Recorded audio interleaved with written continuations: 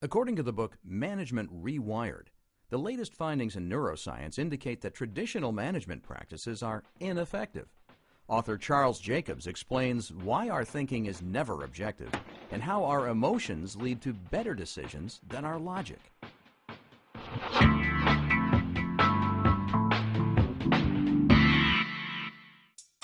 We take it for granted that we all have direct, objective knowledge of the world.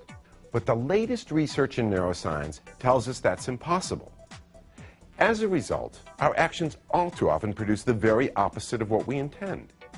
The reason is that each of us operates off of our own unique view of the world. Does this mean our management is doomed? No, quite the opposite. Let me explain.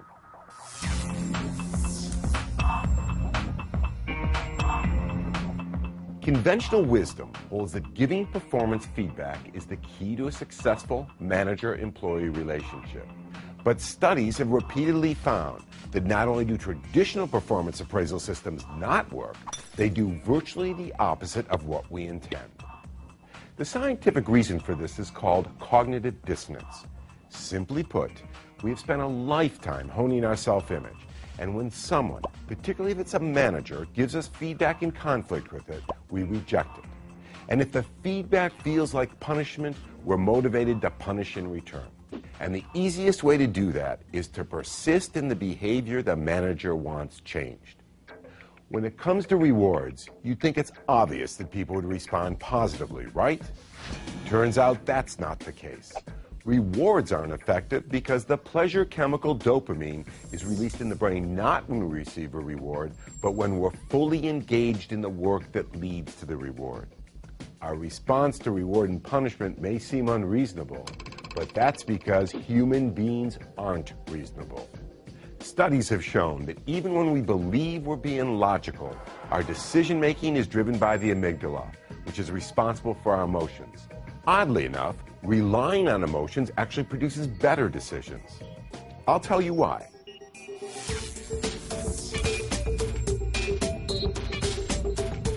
The key to improved performance is to accept that humans are driven by emotions, and that's why they respond more positively to stories than reasons.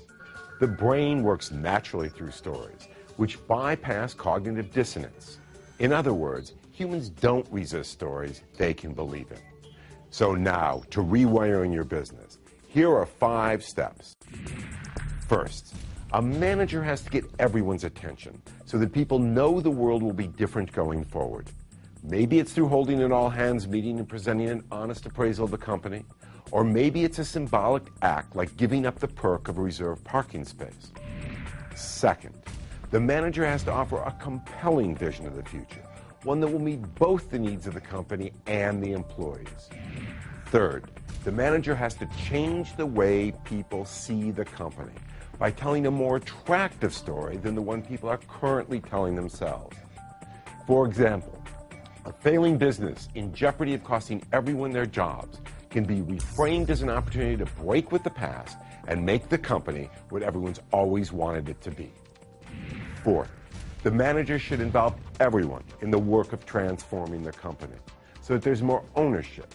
Rather than being told what to do, they should be asked for their ideas. And finally, number 5, the manager must create focus and energy to move people from complacency to action.